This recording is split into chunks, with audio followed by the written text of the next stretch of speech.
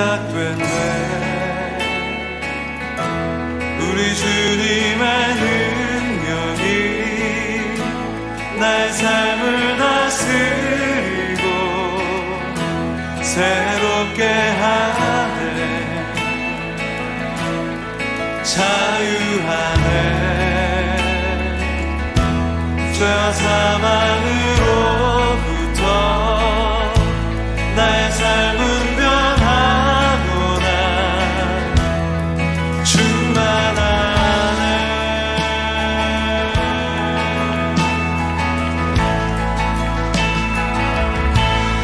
시작됐네. 우리 주님의 능력이 나의 삶을 다스리고 새롭게 하네. 자유하네. 하늘에 계신 우리 아버지여, 이름이 거룩히 여김을 받으시오며 나라가 임하시오며 뜻이 하늘에서 이루어진 것 같이 땅에서도 이루어지이다.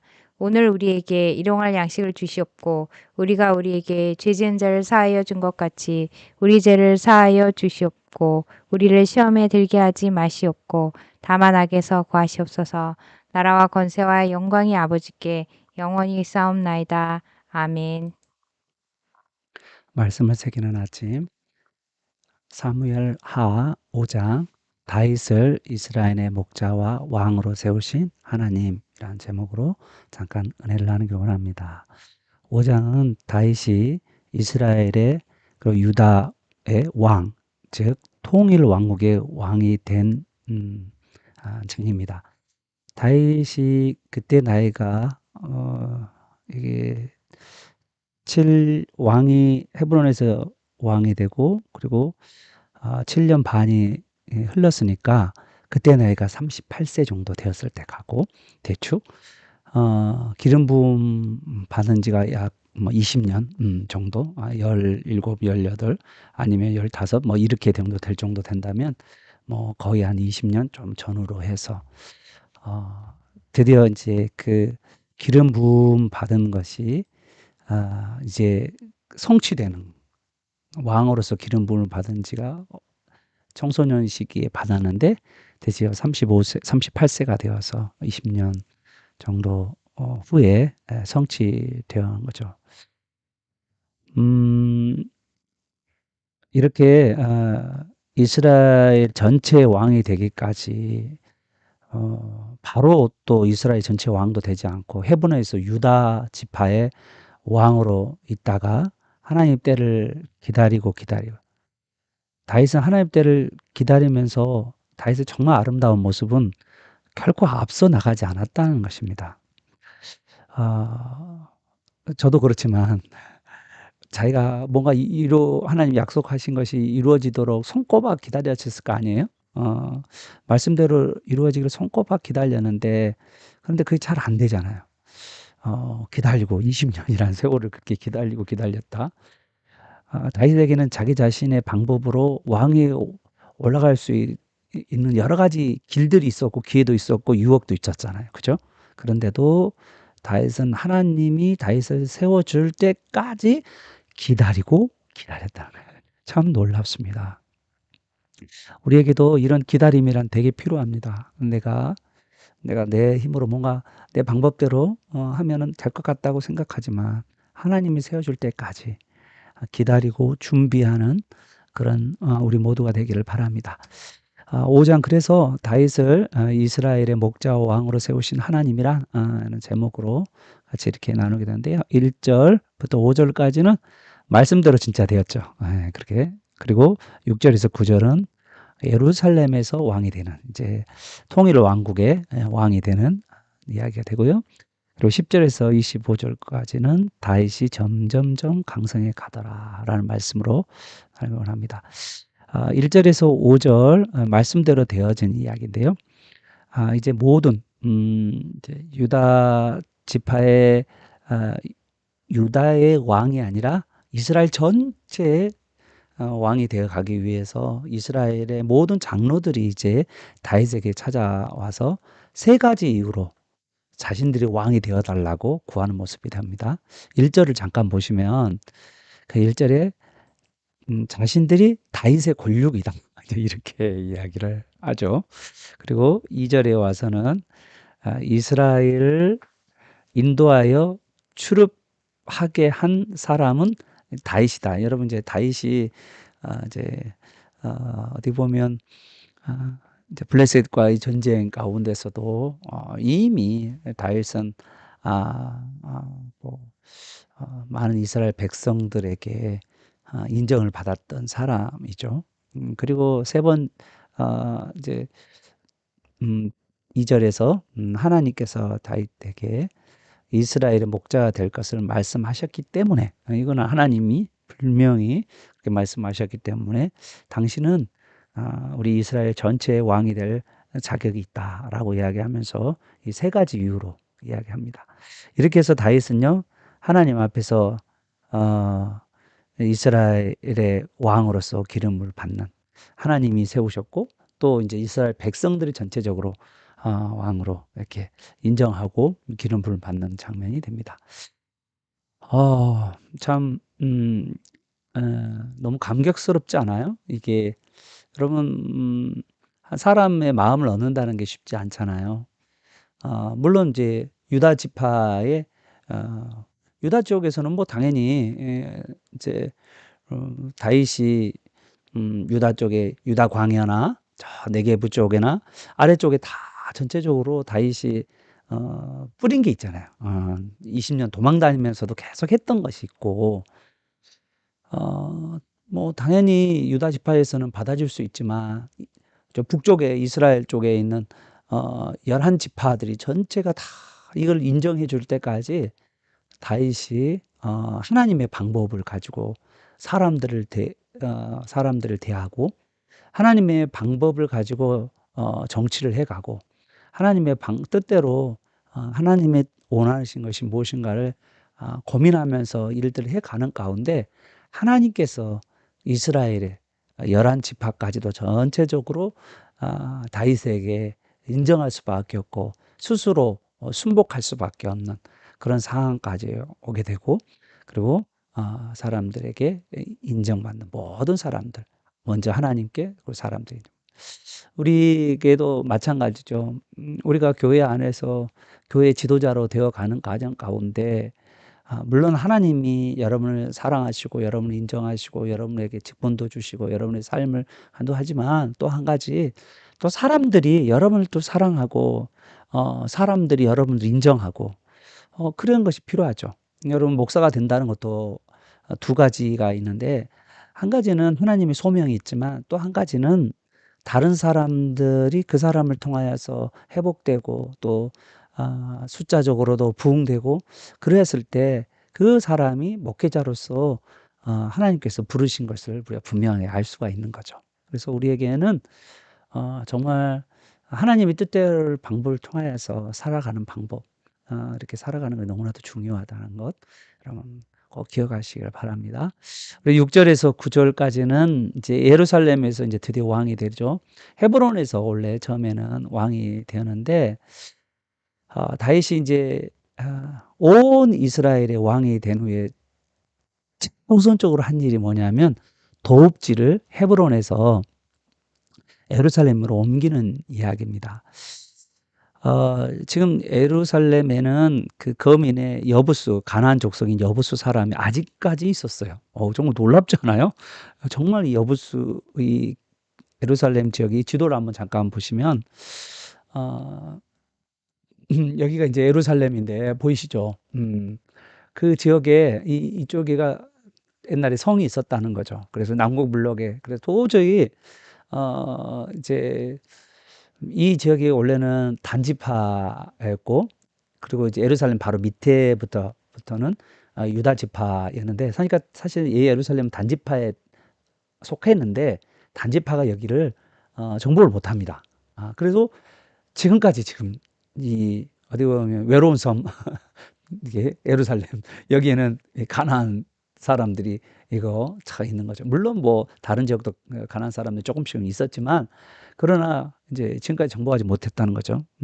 그런데 지금 이제 여부수 사람들이 하는 이야기가 너무 웃겨요. 6절 중반절에 보면 너가 결코 이리로 들어오지 못하리라.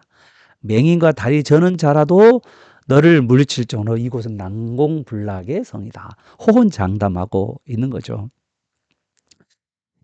정말 이곳을 점령한다는 것은 사실은 너무너무 어렵다라고 이야기하는데 이제 다윗은 어떻게 해서 이 여부수가 정말 예루살렘을 정복할 수 있을까라는 거죠. 다윗이 이제 쌓은 전략이 8절에 나와요. 8절에 놀랍게 이야기합니다. 누구든지 여부수 사람을 치거든 수구로 올라가서라는 단어예요. 수구 한번 보겠습니다. 예, 이게 이제 여러분 잘 보면 기온샘에서 예루살렘 성 안으로 들어가는 여기에 수구가 있는데 이것을 발견한 사람이 뭐냐면 워런이라는 사람이 이 수구를 발견하며 그래서 워런 수구라고 알려져 있는데요.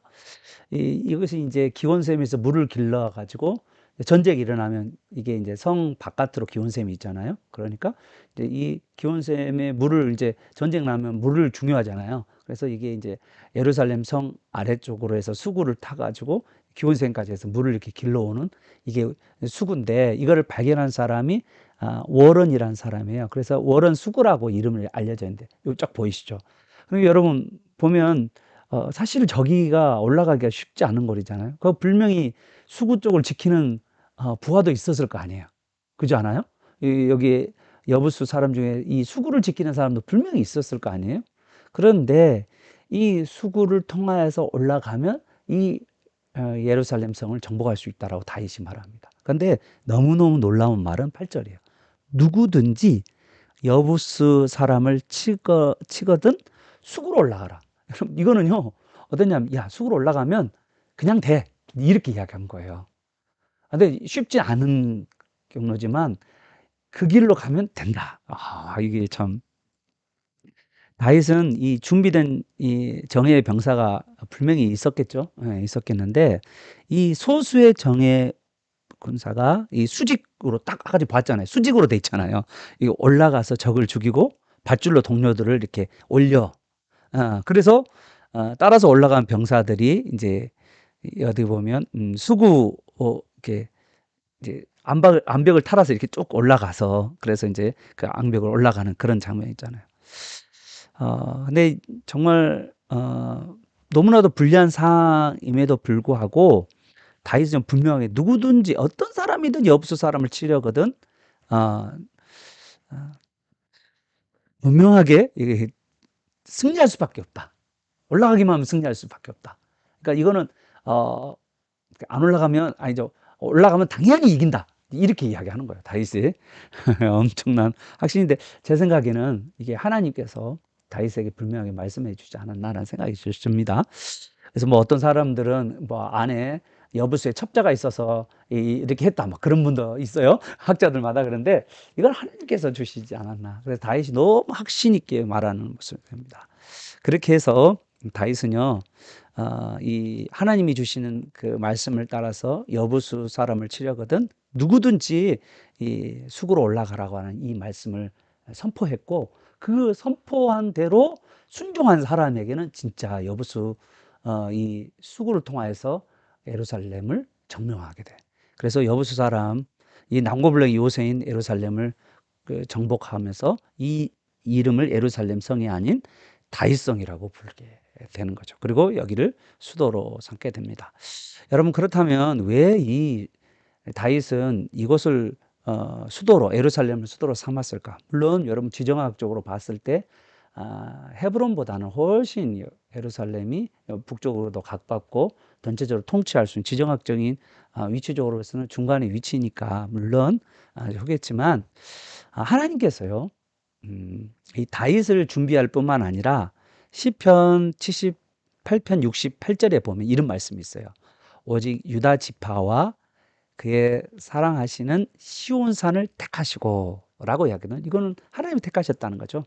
하나님이 다윗과 함께 하나님의 이름을 두시려고 시온 예루살렘을 택하셨다라고 합니다. 다윗은 그것을 알았던 것 같아요. 그러니까 참 다윗은요 계속해서 지도자로서 살면서도 이 하나님과의 소통을 잃지 않았다는 거죠. 우리에게 너무나도 도전되는 것은 우리가 가정을 이끌어 가는데도 우리의 삶을 살아가는데도 하나님과 소통하는 사람이 지도자예요. 리더예요. 하나님과 소통하지 않으면 하나님이 어떻게 그 인생의 길을 어떻게 이제 우리를 잘 인도하시잖아요. 이 세상의 일을 우리가 나도 모르고 아무도 모르지만 하나님이 주시는 마음, 하나님이 주시는 말씀을 따라 살아갈 때 그것이 바로 확신이고 그리고 담대해질 수가 있는 거죠.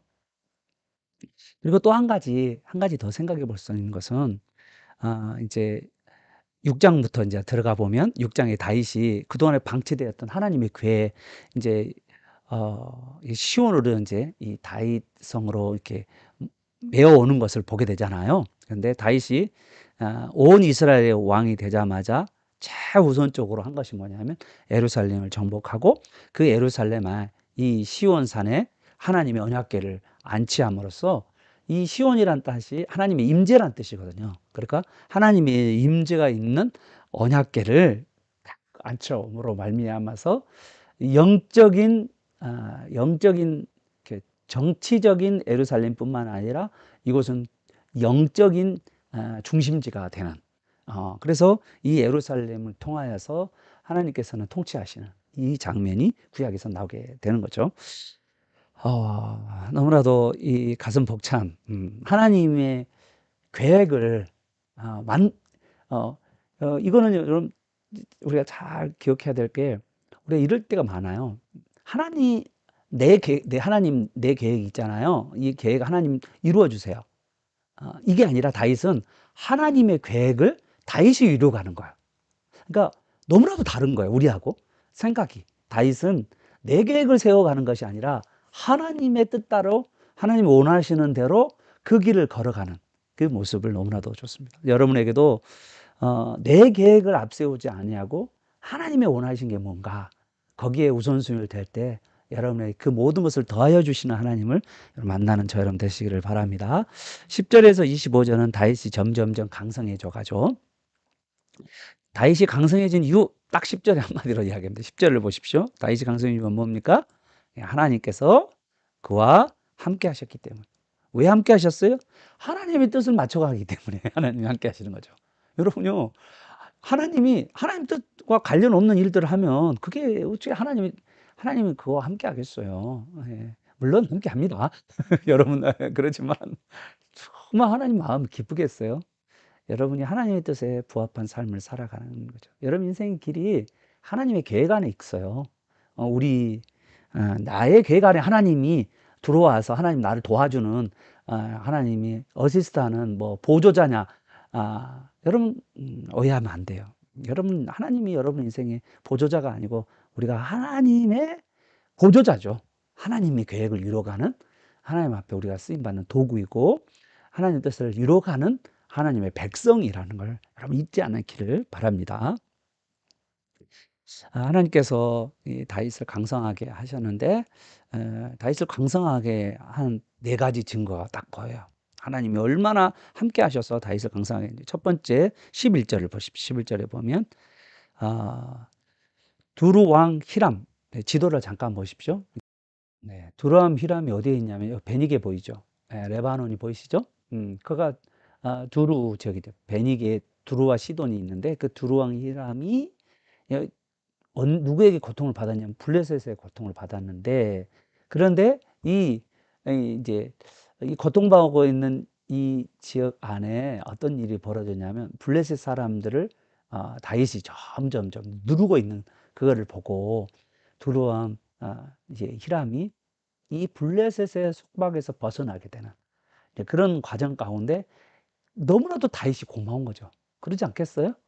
그래서 다윗에게 놀라운 다윗에게 이 사절단과 그리고 이제 이스라엘 전체의 왕이 되는 왕에 대해서 사절단과 백항복과 목수와 석수 그래서 보내서 그들이 다윗을 위해서 집을 다윗궁을 지어주는 이제 그런 일들을 보게 되죠.